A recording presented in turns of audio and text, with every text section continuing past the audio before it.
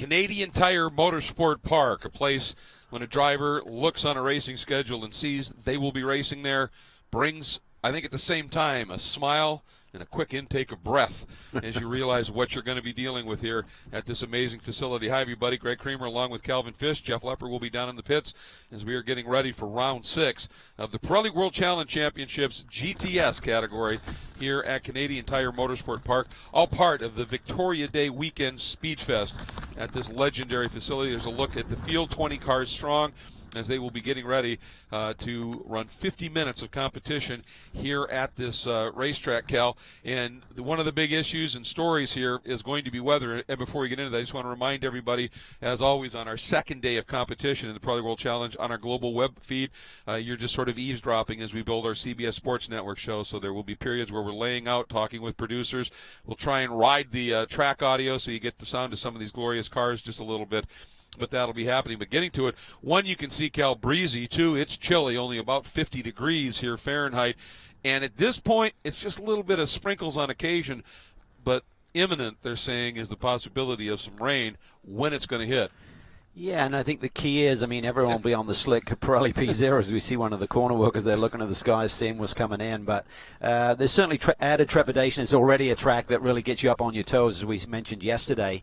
But I think for the teams, there's a bit of a gamble going on. Do you bank on it raining and soften up the setup a little bit, make it more compliant to give you some grip, or do you just figure, you know what, it's going to stay dry for the full 50 minutes and just go with your regular setup? So there'll probably be some guys, I would say, if you've got poor track position, you're more likely to gamble.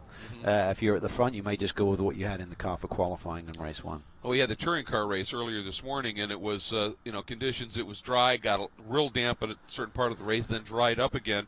And what tires you had played a huge role in how that unfolded. And really, you've got, I think, 4 options. You just stay on your dry setup with slicks, or soften everything up, a rate setup with slicks, or you could put wets on and stay with a dry setup on the car just in case, or go full onto it. This is why these guys get paid the big bucks sitting on the deal, because sometimes it's just rolling the dice. Yeah, and talking to some of the guys, I spoke to Tony Gables this morning, spoke to Ian James. They've never driven their new cars in the wet either, so that adds to the mystery. There's a look at the pole sitter, number 45, the Racer's Edge, Sin R1 GT4, Jade Buford. Fast lap on his way to the win yesterday. And in talking with John Maracci of Racer's Edge, he said, there are cars that, they're quick on the straight, not as good in the corners. There are cars like the Crossbows, for instance, that are wickedly good in the corners, but a little down on the straight. He said, we're sort of in the middle.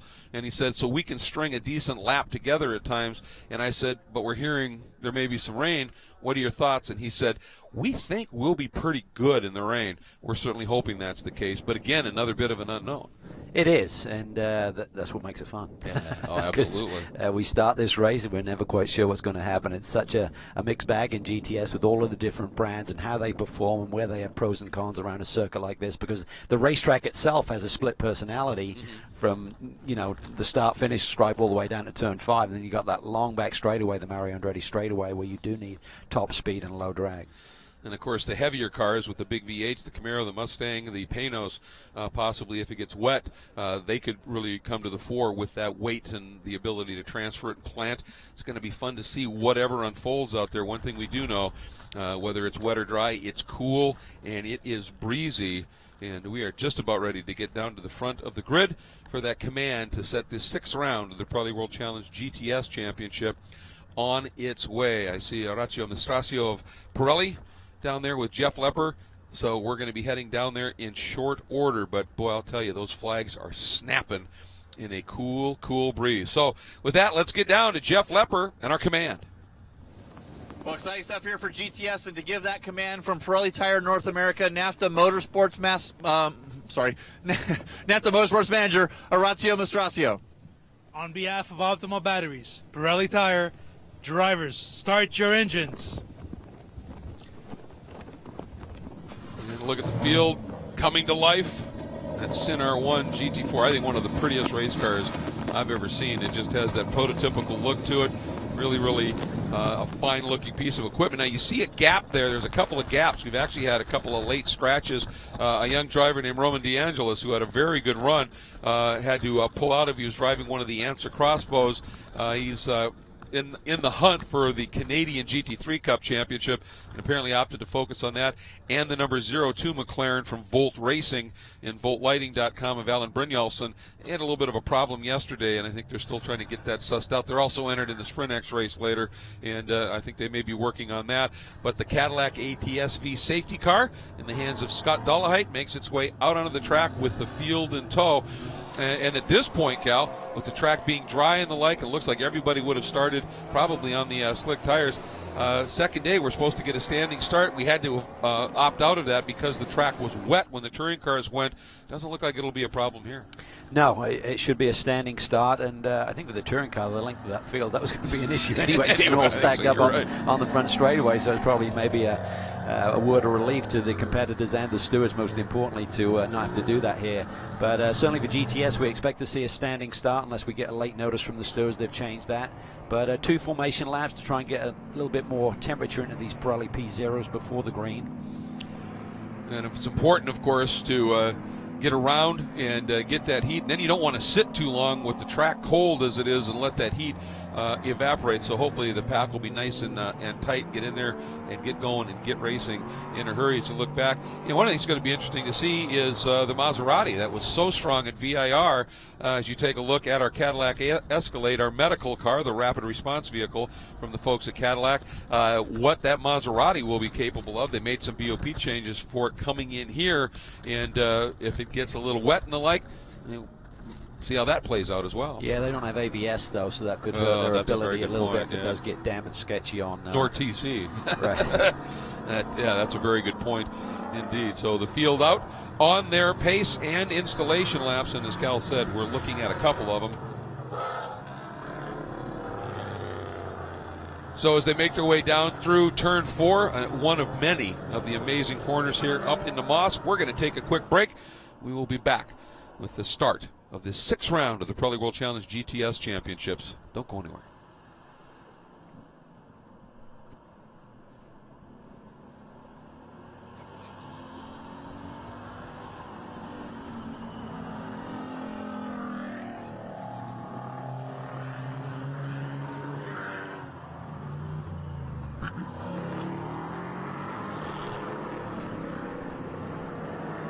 All right, while we're in break with our CBS Sports Network coverage, happy to have all of you with us here on our global web feed. Always appreciate you tuning in. We want to remind you, of course, that a little bit later in the day, mid-afternoon, will be the 4th round of the Pirelli World Challenge Sprint X Championships. And look at that, a little bit of sprinkles on the lenses over there in turn 8. Gets curiouser and curiouser, Cal. It does.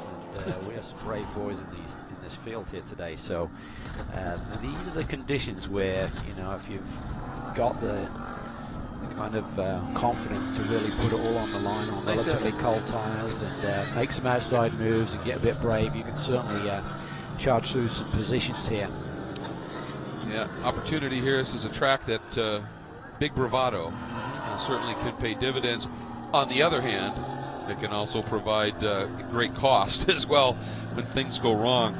And but that's part of the game. That's why a driver loves to come to a track like this, because it presents a tremendous challenge. It does. There's nothing like this circuit. I mean, coming here over turn 2 at full speed, I mean, it's like the world just drops away from you. And it's changed a little bit in terms of its personality, with the runoff area being extended out there. But even so, it's still a very challenging corner.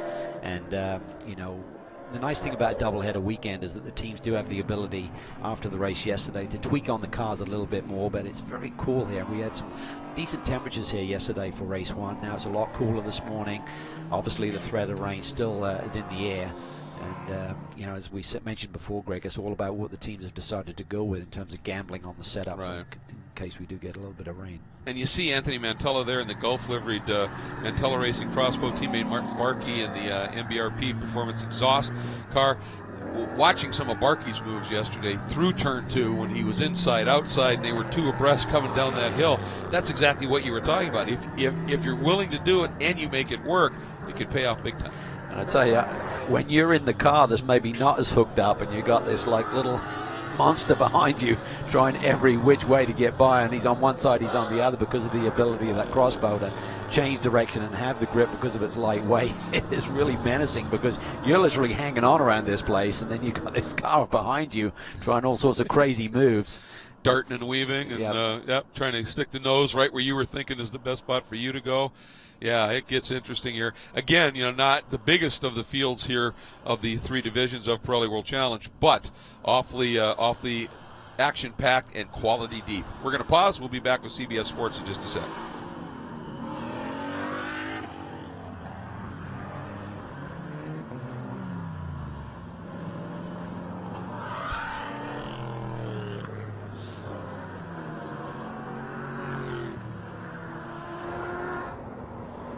Welcome back, everybody, as the installation laps are now being completed at Canadian Tire Motorsport Park. A big field and a deep field of Pirelli World Challenge GTS competitors coming up to line up for their standing start positions here. And that Sin R1, the red number 45 in the hands of Jade Buford, who got invited to be a competitor on American Ninja Warrior on the show. So he's having a lot of fun in terms of competition in some different levels here. And here's a look at our quad box featuring some remarkable views from some great cameras, the Replay XD cameras that are fitted in all these cars. Just a sampling of what you're going to be able to enjoy as this race unfolds, as the field makes its way out of turn 10 to take up their starting spots. And again, Cal, I think it's important here with these cool conditions. If you've built heat in those tires, you want to get this one underway as fast as possible. Yeah, absolutely. And, there's maybe not as much temperature in those rear tires, the drive tires, when we launch off the line here. So look for some of these guys to get a lot of wheel spin here. You've got to manage that throttle application in these cool conditions. Otherwise, you're just going to stand still. Once again, you see an opportunity there perhaps for Martin Barkey with that gap between himself and pole sitter Jade Buford.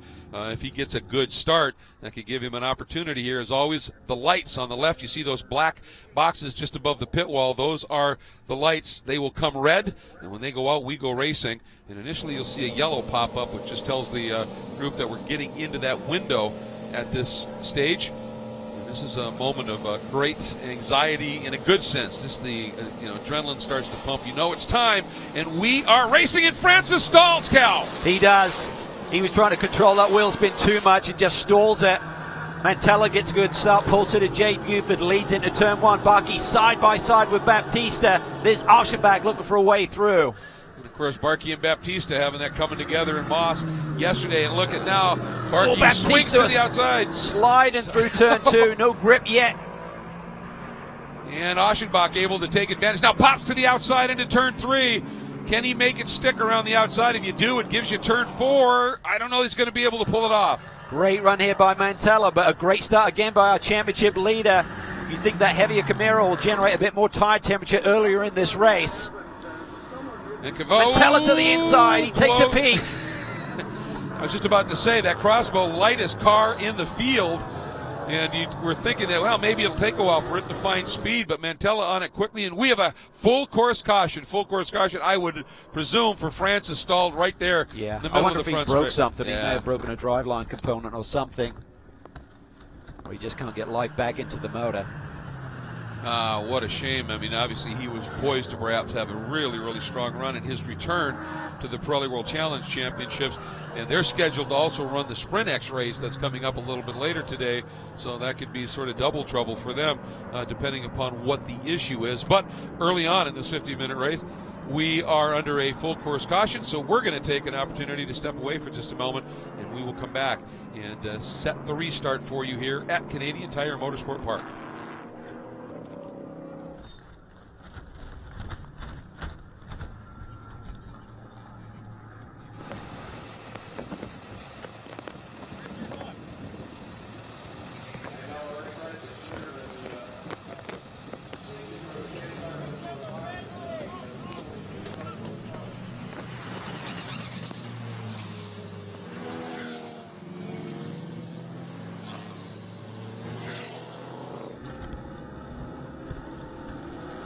So while we're in pause for our CBS Sports show, once they realized he couldn't get going, and the protocol on this, Cal, is you give that guy every opportunity to be able to get going again. If it's just a stall and they can get started and go and not immediately go full course, but at a certain point, stewards have to pull the trigger, and obviously he could never get going on this one, but it should be a quick tow off the track, and then we'll be able to get back to racing. Yeah, we could go as early as the next lap, providing they can find the right opening and get the car backed out of the way. Shame for Ernie Francis Jr. I was looking forward to him having a strong run here today based on his performance yesterday. He led a ton of the race until he started to get a little bit of understeer in the Mustang.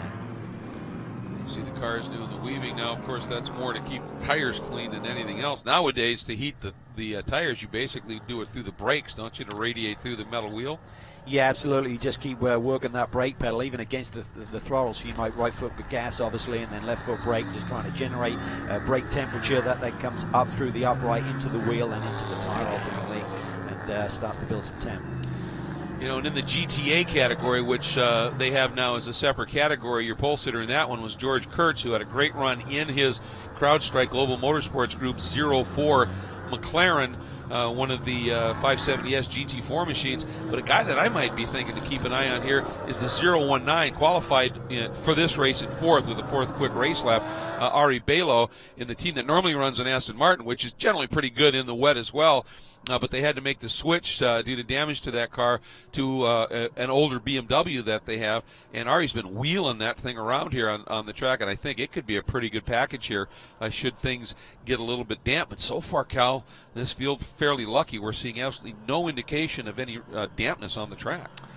Well, they looked like there was going to be a bit of a window. We had some rain earlier today, and it looked like there was about a 2-hour window where it was going to sort of diminish somewhat and then maybe come back heavily at lunchtime and maybe this afternoon for the Sprint X round. So, again, I was walking through the paddock on the way to the TV booth, and I saw some drivers and crew chiefs kind of looking at the sky. And what did you see? What did you feel when you drove into the track this morning? And Jeff Courtney said, well, it was raining heavily like 10 minutes away, but then it's diminished as I drove into the circuit. So, very much a gamble. Yeah, it truly is. And, of course, in this breeze, I just saw, you see that bag that's blowing across the track. That gets up into a brake duct or radiator inlet here. That can create some havoc as well. So nice start for Stacy there up to the sixth position from ninth on the grid. Obviously took advantage of Ernie France's issue. Boy, Nate, you know, we know what a prodigious talent he is, and one, just the adjustment from the big Mustang to the Porsche that you drive differently, but they've also had some other issues. Some of them self-induced, you know, that over-aggressive move at VIR with the contact and the like. But boy, you know, he is due, just I think for confidence building, he needs to get himself a nice run here. He does. I mean, the championship certainly hasn't started the way he anticipated or myself. I mean, I thought he was going to be right on the pace immediately, but it's such a huge adjustment between the cars that he's used to running and this Cayman. But he's got a great group around him. He has a really solid foundation there at Flying Lizard Motorsports, along with Darren Law, who's kind of teaching him the ropes and pointing him in the right direction. He's just got to stay patient. It will come. It's just taking a bit longer than he would like. As you look, that's the sharp end of the field here. Pole sitter in the GTM category, Kurtz, by the way, 11th overall, so absolutely middle of the pack here. And they've been able to put on some pretty solid racing as well. It's been a lot of fun to follow this GTA category this year. But up front, things are getting real aggressive, and we're hearing that we can anticipate the lights out in the pace car hopefully going green this lap. That would be great. Saw that Mustang off to the left-hand side. They feel that he's protected by the barrier there on the front straightaway, and it's before any turn-in point, so it should be a good safe spot for the Ernie's car to sit, and we'll get back to some green flag racing. Turn 4. Boy, that used to be an absolutely frightening corner. They did move the barriers back just a little bit, so it's a little bit more comfortable to drive through, but not much. We're going to pause. We'll be right back for CBS Sports. Lights out in the pace car. We are going back to green this lap here, Canadian Tire Motorsport Park, for the Pirelli World Challenge GTS Championship. We're going to drop back the field just a little bit now to the 6th position, and that green and black number 14 Flying Lizard Porsche. Nate Stacy is our Optima Batteries Best Standing Start Award winner. Of course, it was just one lap of a competition, and he was able to move up 2 spots. And in this field, 2 spots is big. And it's big for him because he's not been having the best starts of late in the beginning of this championship. So it's a nice position to be in. He can take advantage of that right now and try and move towards that podium that he's looking for. And that's going to get underway here as we anticipate going green this time by pace car. Safety car, excuse me, the ATSV has made its way into pit lane. We're in our VP Racing Fuels acceleration zone, and Anthony Mantella and Rodrigo Baptista read that really well, as did Lawson Aschenbach. That was close. Baptista saw him coming. He made the move first, so it's totally legal, but Aschenbach had to take evasive action. Can he sit to the flank? He'll have the inside for turn 2. Aschenbach trying to make a move. He's got the inside run on Baptista. He does, and Baptista sensed him there. Smart racing by the young driver. Barkey now trying to sneak down the inside into turn 2, but obviously Baptista didn't defend too much, knowing it could end badly here. And now Aschenbach trying to get down underneath Mantella. Couldn't quite get it there in turn 3, but look at Barkey ramping the outside again. He is, and they had contact down into Marsh yesterday. They don't want the same thing, but Barkey on the move here. Mantella Autosport looking for the front. And Nate Stacey has picked up another. Nope, he's still in 6th, and he's got Ian James right behind him as they work through. There is Baptista, who now sits in the 4th spot, and Lawson Aschenbach opportunistic as ever, and he got a run now on Mantella. Yeah, he really did. And he'll have the horsepower. He should out-drag that crossbar up the straightaway and move up into the 2nd position. Buford continues to lead, side by side between Barkey, Baptista, back up to 4th. Then Ian James starting to make some moves. He's got a strong run going here. Can he make move into our brake zone? No, Barkey holds tight to the inside and maintains position. See how that plays out here? Yep, Barkey able to hang on to it. Stacey all over the back of the Panos as well. And Courtney hounding Stacey. This is a good pack up here at the front. And now onto the front straight we go. Buford chased by Aschenbach. The Sin R1, the Chevy Camaro, the Crossbow, and the Porsche. Not a bad mix in the top 4. No, this is pretty awesome stuff. But look at this cut and paste from yesterday with Mantella putting the pressure on Lawson Aschenbach. Our championship leaders for a different position today. It's one further spot up the field. There's a battle for 2nd. Yesterday it was the battle for the final podium position. Look at Barkey's going to try that outside move around the outside of Baptista. Baptista's got to give him a lane, otherwise it's going to get tight. And this time Baptista able to get a good enough drive that Barkey now had to pop back out to the other side to see if he could make anything work down into Moss. I don't think he's going to try the same move today. No. He saw it work yesterday. You get the door closed, you just have to pinch it a little bit, get up on that curb. He got zero grip with the front wheels in the air like yesterday and took him out. Yeah, I talked to Martin at the end of the race yesterday, and he just said, I just made a mistake. I feel terrible about it. And he said, won't do it again. But look now, Ian James getting a nice run, as does Baptista on Mantella. And one thing about that Porsche, it may not be as fast as the V8s in a straight line or quite as quick as the Crossbows in the corners, but it gets the lap put together very well. Yeah, it does. Looking at fast trap speeds right there. Buford 142, Aschenbach 146 in the draw, 142 Mantella, 145 for Baptista, Ian James 149. And there is a look at the 50 Panos of James. The McLaren's even quicker than that. They just topped 150 up that back straightaway. They are slippery cars, those McLaren 570Ss. James having a nice run here. He said we went the wrong direction in the setup yesterday, so he said we didn't have the pace. Then we had the technical issue as well with the CV joint. Was that a heat-related issue or just a stress-related issue? It was just a stress-related issue, but you know, it's early days with that car in terms of the development. Certainly this is a very different racetrack in terms of the loads that it puts through the suspension, through the P0 tires as well. Really loads it up for a long time. Long duration corners here, Greg. Down through 4 up into Moss, first of the 2 apexes, and the launch out of here, everything. And boy, Ian James, that gets the power down well, and then it makes great power down the straights, as you just talked about with those trap speeds. Yeah, good combination. And Ian's excited about this car. It's a great little team, led by Tom Milner, of course, now. Here we see another side-by-side Stacey. He should get a run on Barkey. Frustrating for those Crossbows. They got lap time, but in terms of racing, they get taken advantage of in our brake zone. Barkey takes it in a little bit deeper than Nate and maintains that position. Courtney having a strong run here today.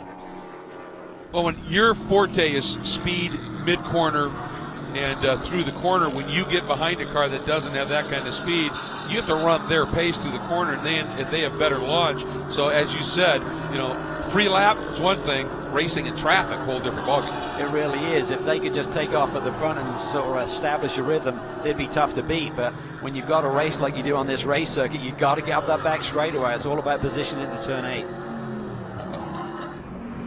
Whoa, Barkey just absolutely fearless down through 2. We saw it yesterday, and he's up on the wheel once again today. Well, Ian James said yesterday this car is really good on new tires, but he said as the tires start to get a little bit hot, He said, I'm starting to lose the rear end. The tail is getting a little bit happy. Well, it's actually unhappy for the driver in terms of through some of these high-speed sweepers. So we'll have to see how that balance changes here today. We just saw in that one camera shot heading up into Moss, a little bit of sprinkle on the lens once again. Stacey a run. Good one here. Now he's going to get a push by Courtney, I think, too.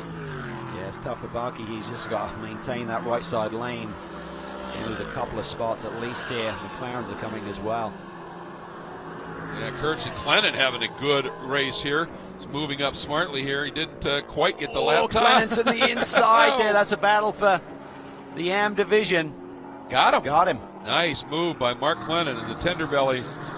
KPR McLaren getting around Kurtz. Awesome job. Now lead GTSA.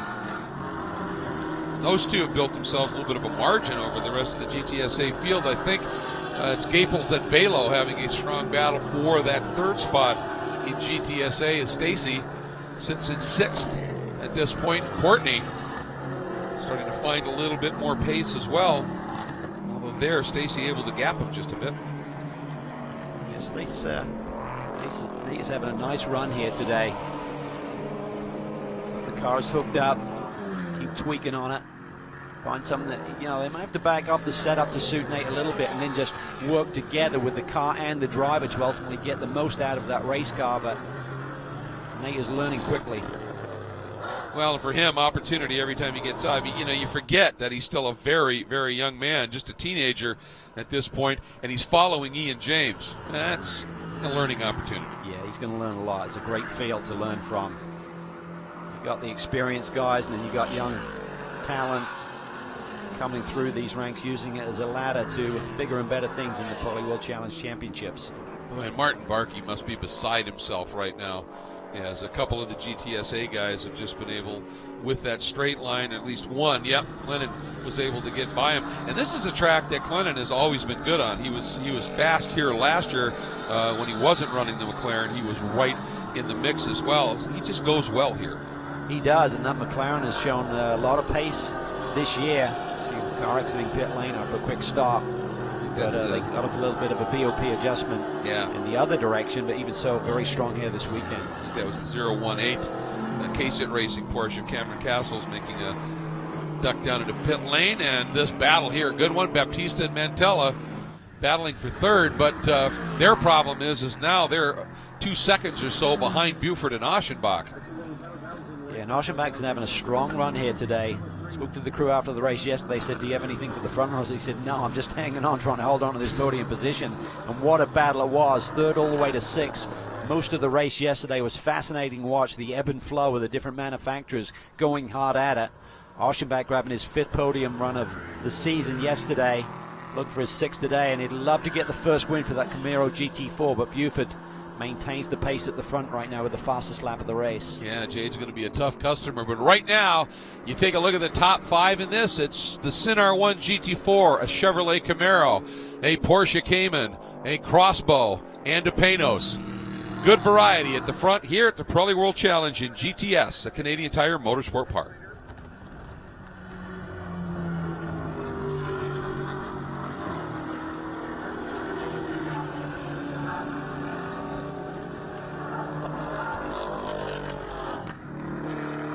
Now, as we're in break for the CBS Sports Network show, look at this, Cal. A little bit of sun actually pops out for a moment just to confound things a little bit more here on this day of what is going to be, I think, just chock full of ever-changing weather.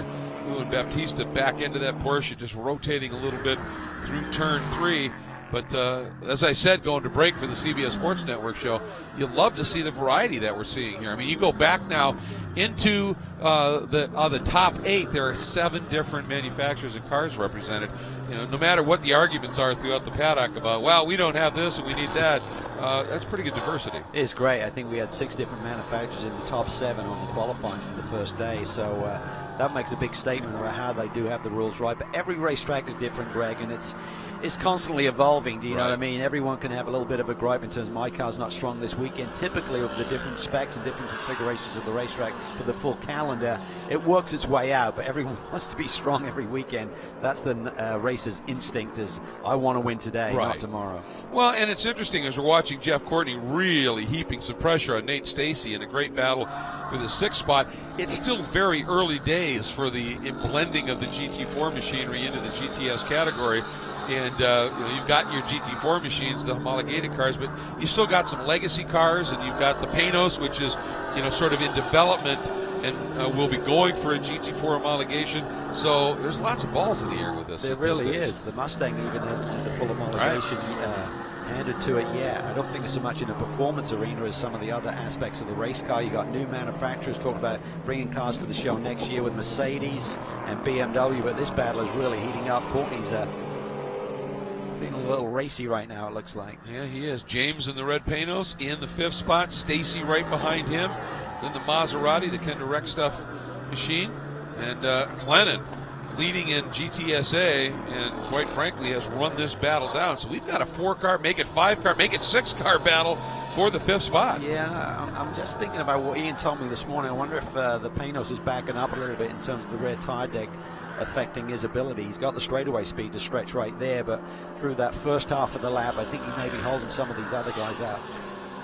Yeah, he's running, as you would expect from me and James, closely consistent laps. His best of 125.98, his last one at 126.2, so within a couple of tenths. But now Courtney feeling the mojo right now. That was beautiful. Now, can Nate stay put to the inside? Can Glennon take advantage? There's the lockup, no ABS on that Maserati.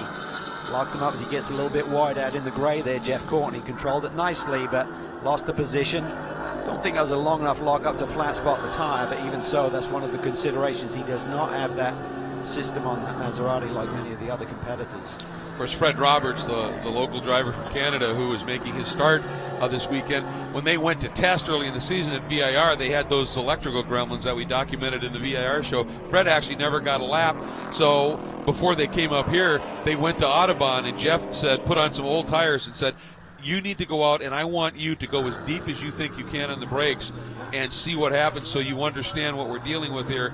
And at the end of it, Fred said he came into the pits and he said, yeah, when you go out, take a look at the tire marks.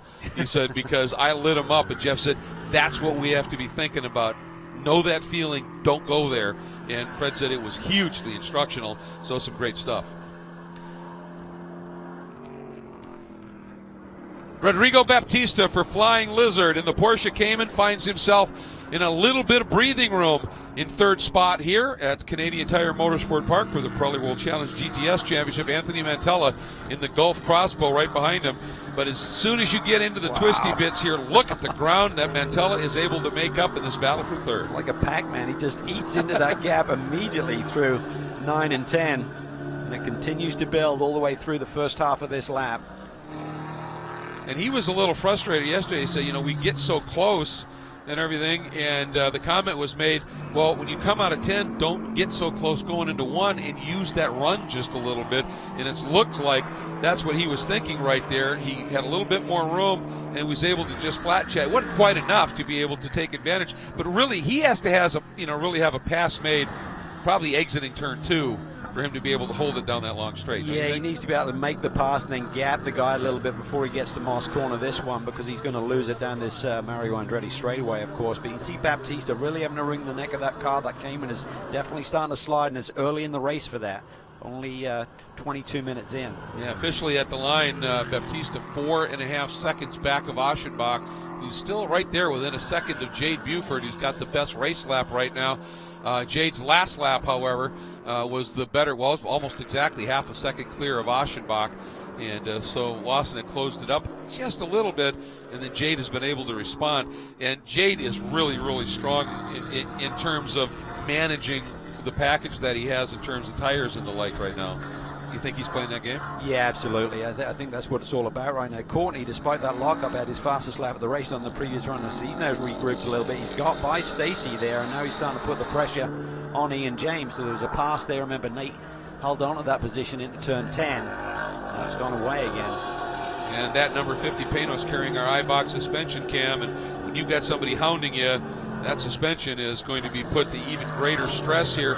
And this is a track that you talked about, Cal, just sustained loads. It really is. It's long duration corners, and I think that's what Ian James is dealing with right now. You can see him getting a little bit defensive. He can't take the wide arc. He doesn't want to get that rear end getting loose on the entry of these high-speed corners, and the Maserati looking real strong. They're paddocked right next to the Panos squad, and Ian and Tom Milner were looking at that Maserati this morning saying, boy, that's got some nice downforce on the front of that thing. And lock up again. Yeah, he Okay, keeps no doing ABS. that. You are going to get that flat. Did it again. You are going to get that flat spot. One of the other neat things about this is you can tell when a car's, the handling's starting to go off. You get a good look through some of these close camera shots through the windshield. Watch the gloves on the driver's hands if they're colored. If those gloves are flailing around a lot, you know that handling is starting to go soft just a little bit. And I'll tell you, Ian James and Courtney now been able to break free just a little bit. Clennon looking way down to the inside going into turn 8. Stacy turned in a little sooner than he might normally have, and it worked this time. Yeah, Mark's feeling his oats here today. He's got some confidence. He's got some tire temperature now. The McLaren's working well. He'll put some pressure on Nate here before the end of this race. I think so too, and George Kurtz is having really a strong run. I mean, Clennon's been racing a while. George a bit more of a newcomer to this level of competition, and there have been races where that McLaren for George from Global Motorsports Group in CrowdStrike has been really solid. There have been races where they've had some technical issues with the car, and I think he is just relishing the fact that this car is just flying around this track right now. In fact, he's got around no less of a talent than Martin Barkey. This battle is pretty interesting. I think it's just Ian James' experience in racecraft right now. He's kind of pulling the Lawson Ocean back right now, positioning that car in exactly the right place not to lose position. Mantella there again coming out of Moss. He'll lose a little bit of ground up this back straightaway, and then it will erase as they get through 9 and 10 if the last laps are anything to go by. But look at the margin that's built up. I mean, that's substantial. And that's where the issue is here. Now Here's he gets the fun in here. part for Yeah. Exactly. Watch this gap. Look at the speed. He can roll through 8. I mean, have to Through just 9. there.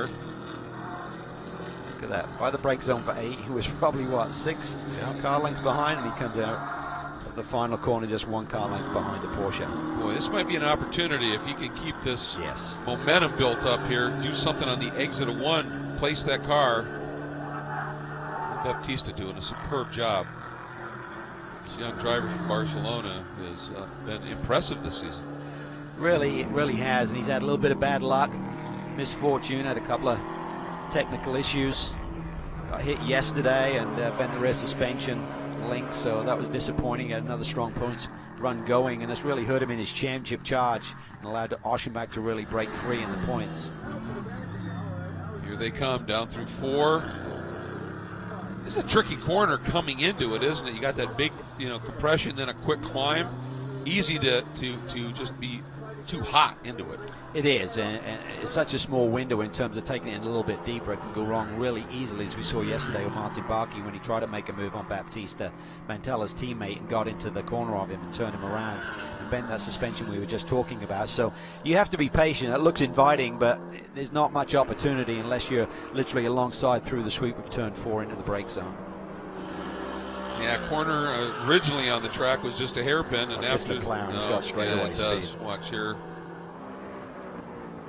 Stacy placing the car to the inside. Watch the outside. Glennon couldn't quite get it done there. Leading in the GTS A category. Kurt's able to get back around Barkey. Those two have been swapping spots just a little bit. Yeah, Nate's holding that right side lane up the straightaway, making Mark go the long way around. They come side by side into the brake zone, but Mark can't make that McLaren stick on the outside groove.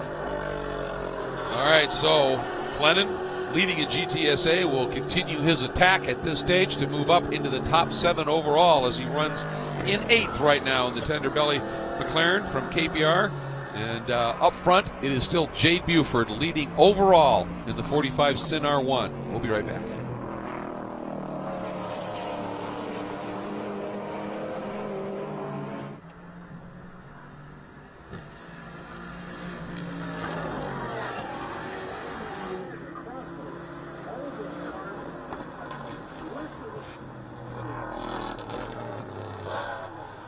And break for CBS, but with you here, and this battle keeps doing the old accordion here. Every once in a while you can see the Panos and the Maserati able to break away just a little bit, and then you see Stacy and Clennon and now Kurtz able to close it right back up again. And one of the things, you said it, is James right now, pulling an Aschenbach where he's going as quick as he can without hurting the tires, so that he's got something left if he needs it here near the end of the race. I mean, he's that good, he's that savvy. Sir. He really is. So much experience, and really understands the game. Quick driver, and he's just utilizing all of those years to know where to position the car, not to overload it. And we see Mantella again putting the pressure on Baptista for that third position here of the first half of the lap. It's a game of chess. He's just trying to figure out, how can I do this a little bit differently, being one move ahead. The problem is that if you get something done here, he's just not got enough margin when they get out of Moss to be able to maintain that down the back straight. Yeah, I mean, in essence, he needs about a 5-car length lead or more as he exits Moss, so that's really hard to do. Traffic now for the leaders. Clennon off. Is that an incident or is that a pull-off? We did not see. What a shame. Looks like he may have just pulled off. Yeah. Boy, he was flying. That is such a shame. One of the reasons you got to like this car is it's a McLaren and it's orange. Yep. We got one of those running at Indy today for the pole. Yeah, we do. Moderately talented driver behind the wheel. We're getting reports that it may have just been a pull-off, that something happened, and that is absolutely a shame. Had a great run going, but once again, Clennon showing what he's capable of, and certainly what he's capable of at a track that he just loves here, and was just flying. We go back to this battle for third, and it's just sort of the exact same thing time and time again. Now, this might be an opportunity. That's the 0-3 of Craig Lyons, and Mantella trying to trap Baptista behind that car. Almost got it done, couldn't quite get there, and now it might be Mantella that gets trapped. Splitter damage on Craig Lyons' car there. Really nice guy. Had a good chat with him yesterday, enjoying his racing with the TRG group, and this has really hurt Anthony Mantella. He's lost a lot of time here in this traffic.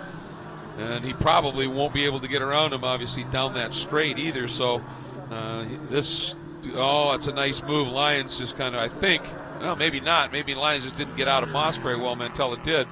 We'll see if Lyons lets him go. You saw the course marshal there, the corner marshal throwing those blues.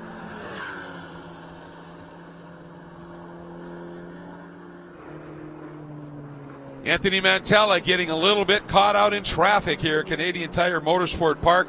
And the gap now to Baptista in the battle that they had for third has grown rather substantially. It came up on the back of Craig Lyons, who's got some damage to the front end of that car. It was just the wrong spot for Anthony Mantella, and a car that suffers from straight line speed to start with now has a lot of ground to make up. Yeah, he's going to have to dig deep, and this will be a key indicator right now. He's got clear air ahead of him. What sort of lap time can he lay down as we now switch back to the battle at the front? Wilson Aschenbach and Jay Buford traded identical lap times, down to a couple of hundredths of a second on that previous lap. So Lawson Aschenbach maintaining pace. And Lawson doing everything he can at this stage. Let's check in with Jeff, who's with crew chief Ray Sorensen.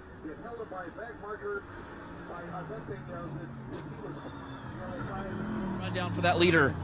We might try to make a run at it, but I don't think we have enough to pass him. So we might kind of play a little conservative right now, just stay where we're at and see what shakes out. But we got a little ways to go yet. I know they want to get this first win for this Camaro GT4, Cal, but that's going for a championship and top finishing position right now. Yes, I think for Lawson and that team, it's always the big picture. That's why they've won so many championships. They won't throw it all away.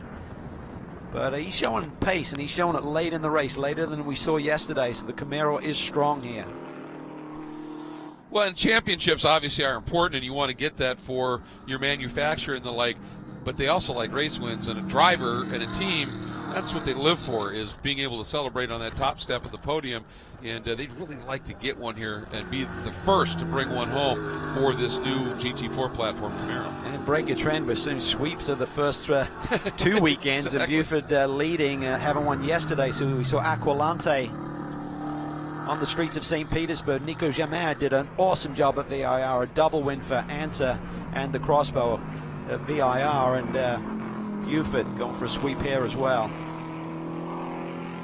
But I like what I'm seeing, just the simple fact, and obviously a cool day, the track a little bit cooler, that helps those tires stay underneath that heavier car just a little bit.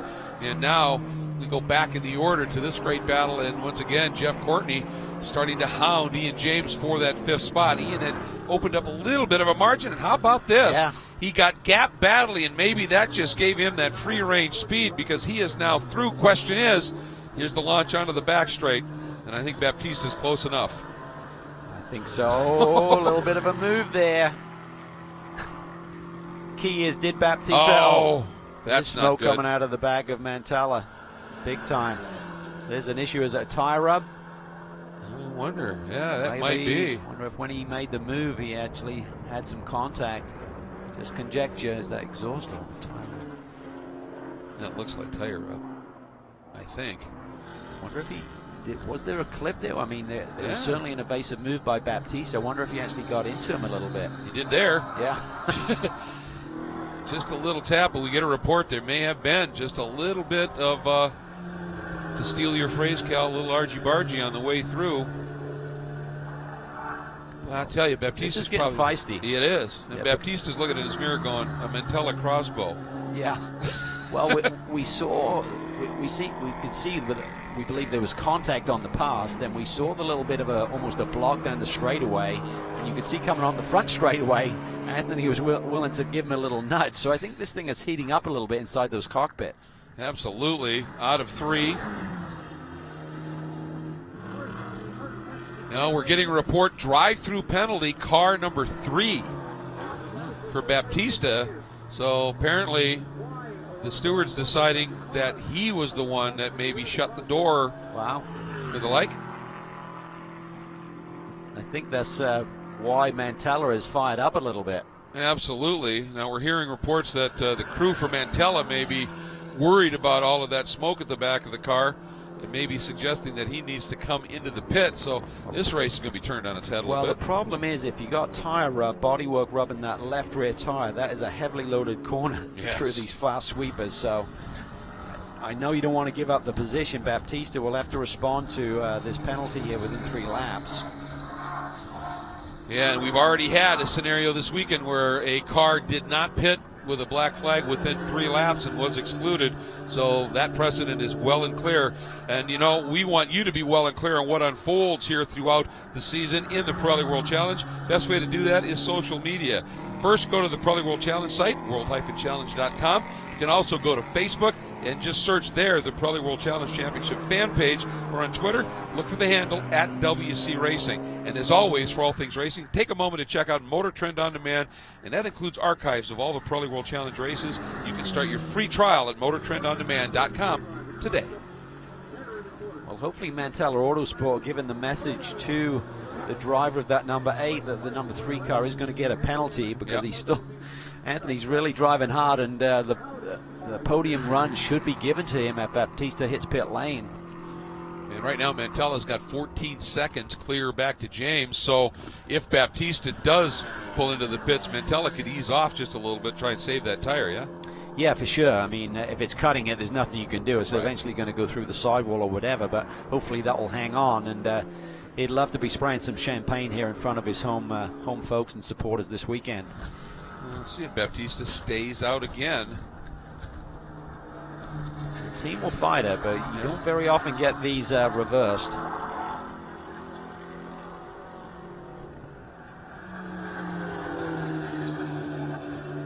All right, and from the start stand, they said board given again to car 3, so it's not that they're discussing bringing him in. They have been attempting to do so, so I think he needs to, this next lap, he had better make his way into pit lane.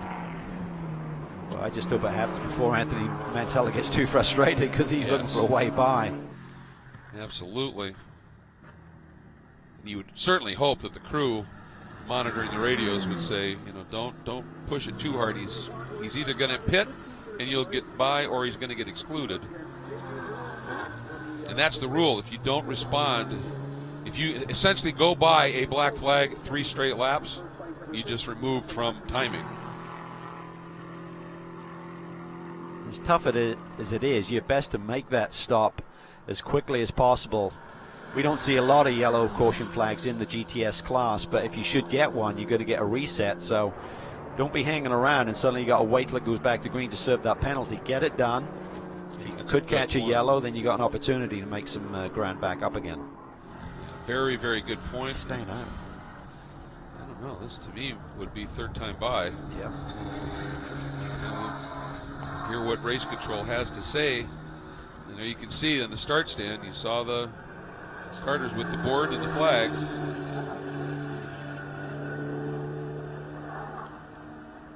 The tie rub is certainly eased, so either it's just carved out of the sidewall away on that Pirelli, or bodywork has been rubbed away.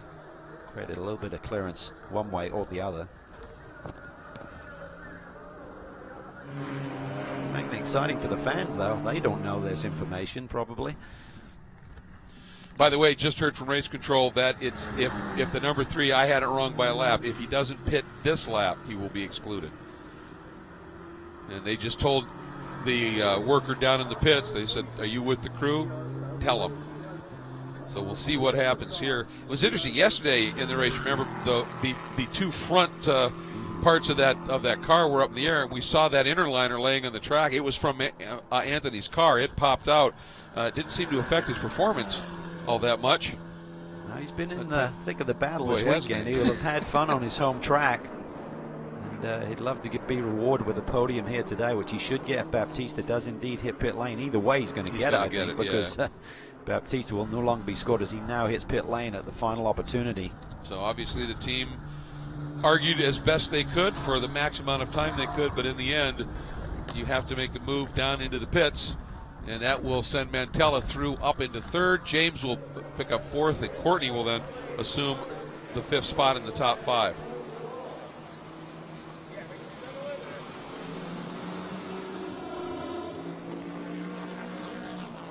Drive-through is going to cost you about 25 seconds.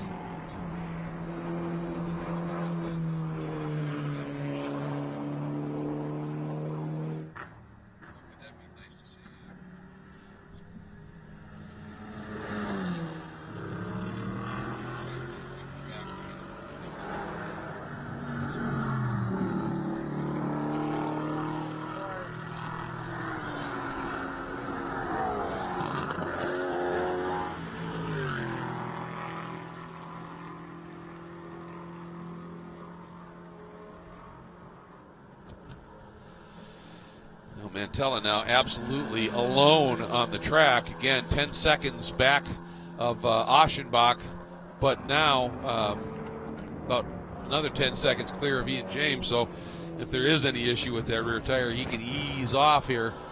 It's going to be interesting to see what, if anything, Aschenbach is able to do as we go back to some. Yes, he will. Trying to carve his way back through to some higher point-scoring positions. First man he's attacking is Barkey. He looks to the outside into the brake zone for turn 8. It's been a great little battle back and forth between Courtney and Stacy today. Yeah, they've been after it for a large part of the race. Behind them is Barkey. And then Baptiste, I believe, who has come back out of the pits after his drive-through. Yep, he's right there as well. George Kurtz now in the 04 Global Motorsports Group Proud Strike McLaren leads in GTSA. Tony Gaples in the 10th spot, now second teammate to Aschenbach in the Black Dog Speed Shop Chevrolet Camaro. Ari Balo in the BMW from Cameron Racing, the 019, sits third. Nice run by Fred Roberts, and only his second race of the season, up into 4th in that RPM Canada machine. And then a nice story here for Jason Bell in the number 2, and that is one of the Crossbows. And of course, he normally runs the Racer's Edge Sin R1, the black number 2. Had an incident. Damage was too severe. They didn't have a spare because of the run up here in Canada. And Ansa Motorsport said, hey, we have a unused crossbow here if you need it. And great camaraderie in the paddock, and they decided to put that together. And Jason Bell right now 5th, and it was huge for him to do it because he came in leading in the points in that category. And there's a race at Lime Rock next weekend, and he needed points. Yeah, you can't afford those 0 scores, so he had to do everything he could, and great to see that there is a little bit of friendship in the paddock in terms of letting these guys get an opportunity to continue to compete for the weekend. I'm trying to think about how high Baptista can run here. The time is running out for him, just under 8 minutes to go. Top 5 is still potential, but he's got to really work hard now, and he was using his tyres up pretty heavily in the first half of that race in that battle with Mantella. Looking at the margins here, obviously he's real close to Barkey, Courtney, and Stacy, so it's doable. Stacy, James now in that 4th spot. He's got about a second and a half back to Stacy. I mean, you can see it right there.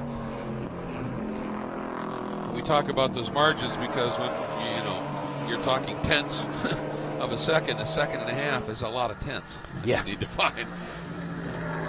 He's getting a little bit closer, but time is not on his side now. Oh, Barkey. That was just like yesterday. But that time he checked up. Yes, he did. Yeah, he realized. He's maintained the brake pressure. You need to be a bit more cautious about it. He knows the consequences if you do get in deep and overcommit. There's no way out.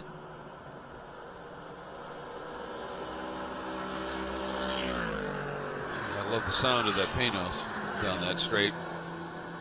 Still rocking the big V8, that Avezzano. See the brake lights just flashing there as Ian's just left foot brake to make sure the brake pressure is there as Baptista gets one of those positions. Key is now Barkey. Does Barkey try and make the move into 10? He's close enough. Will he try and roll that speed? No, he loses a bit of apex there. Sure did. Yeah, not sure quite what happened there. Baptista has one of those positions now, up to 7th. I think the top 5 is potential, even though there's only a few laps remaining. Coming up on 6 minutes. 6 minutes remaining in this 50-minute 6th round of the championship. This is where Barkey has been just fearless here this entire event here. Yeah, Baptista has to hold him off somehow. He needs to at least maintain this position down in the Moss and then go after the guys in front of him, because they'll stretch away from Barkey. Out of Moss down the Andretti straightaway. Stacy there. James looked like he must have had a bobble, because suddenly Stacy is all over the back of Ian James. Welcome back. Jade Buford continues to lead here in the GTS race for the Pirelli World Challenge Championship. 2nd race of the weekend, 6th round of the championship. Buford up by almost 2 seconds now to Lasse Aschenbach. You just saw that Black Dog Speed Shop Camaro in the back of the frame. Buford has managed this race to perfection. Anthony Mantella sits now in the 3rd spot, but a ways adrift of these two competitors right now.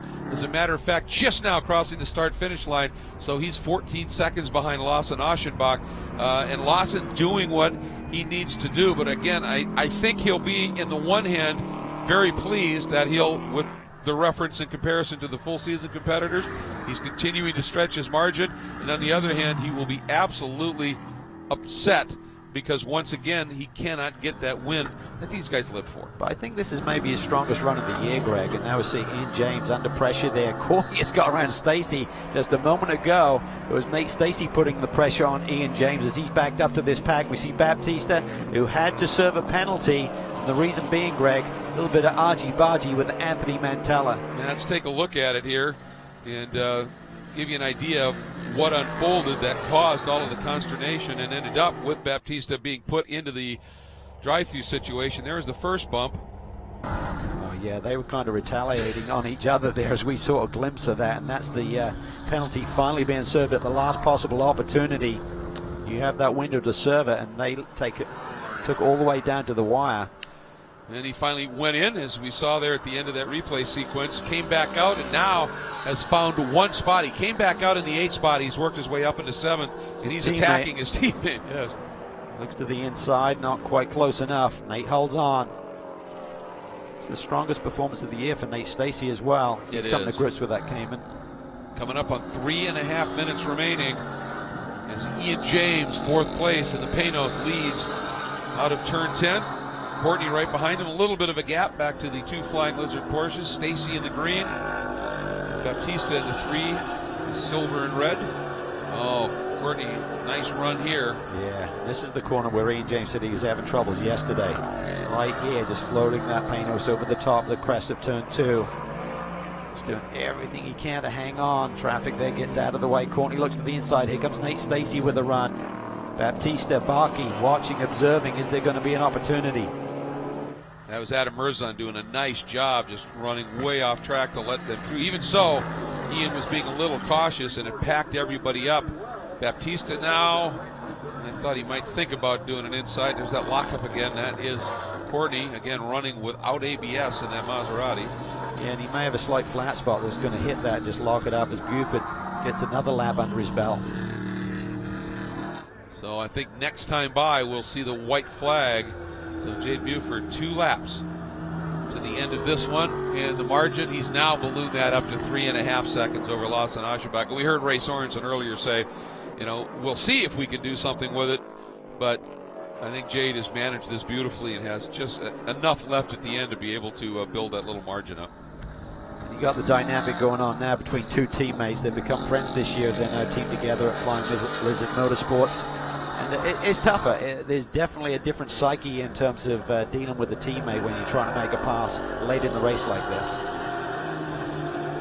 Yeah, nobody on a team with multiple cars is a problem with your racing. But if you touch and wreck, they have a big problem with that. Courtney just needs to set Ian James up. He's definitely struggled there on the entry to 2. And Courtney just needs to back off a little bit, try and float speed through 2 and be closer to him on the exit down at the bottom of the hill to maybe make a move into turn 3, but Ian will be all over that in terms of protecting. Courtney just showing the nose just a little bit, just seeing if he can get Ian to make a mistake. Ian not prone to those by any means. Up through Moss. This is a fantastic battle. It really is. I think Baptista's got a little bit more speed, but Nate is doing all the right things in terms of positioning and backing him up a little bit. As the white flag flies, Jade Buford starting his last lap in the Racer's Edge Sin R1 GT4. Aschenbach a comfortable second, Mantella a comfortable third, Ian James an incredibly uncomfortable fourth. Oh, Baptista looking for a way through. Yeah, he and Courtney, James and Courtney, were able to gap those Porsches just a little bit. This is where Courtney needs to set up, try and read what happened on the last couple of runs here. Don't get too close to him on the exit of 1. Try and be able to maximize your speed through turn 2 so you've got good exit speed and make a run into 3. If he did just that, a little bit less of a... Just to back it off a little bit there and then just try and, right now, just try and squeeze that throttle down and just get the exit speed off the corner. Done a nice job. There he is. He did a really nice job, but James protects, puts that car left like 3/4 of a width on the inside.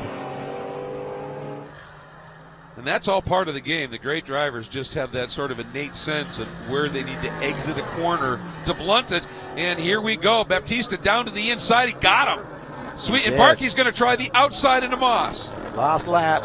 Anything goes. Can Baptista get another position? I said top 5 would be his target. He's now in 6. And on to the front straight, Jade Buford back behind the wheel of the Sin. John Marachi from Racer's Edge absolutely elated as Jade Buford brings the win home for Racer's Edge and Sin. Aschenbach will be second, doing a great job in terms of points for the championship. Mantella, a podium at home. Doesn't get a lot better than that. And this battle not done yet. 2 corners to go here. Look at Courtney Racy trying to force the issue. What will he do into 10? We've seen it happen here. And look at James. Baptista looks to the inside. Last corner move, maybe. No, Courtney hangs on. James, we talked about it, put that Panos exactly where it needed to be to stop any attack from Courtney. And as Courtney checked up, Baptista gave it a run. Wow, what a great battle for 5 cars covered by the proverbial blanket. And here is Jade Buford celebrating and also trying to work the ride height properly. Done his pedal move. And Mantella right with him here.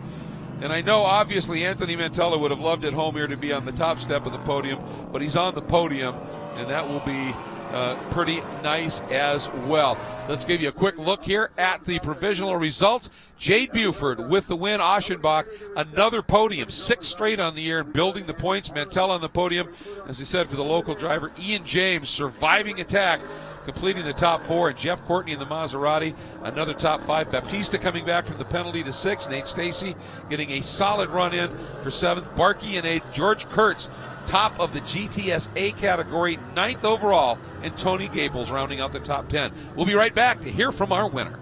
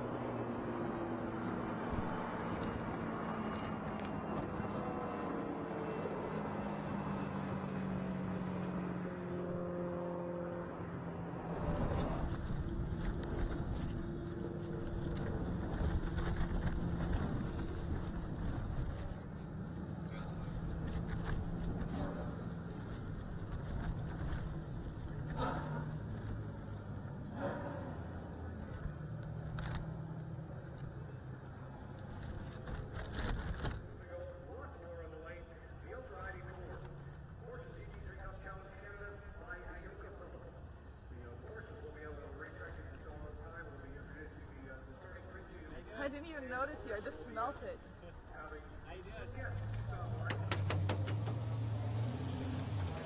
Jade Buford brings the Sin R1 GT4 down into pit lane and into the interview area. The driver door opens, the net comes up, and Jade will climb out, and the American Ninja Warrior, I'm sure he's probably tired of hearing us referring to that, but that's just a neat story that he's doing that as well, will climb out with another win in Pirelli World Challenge competition.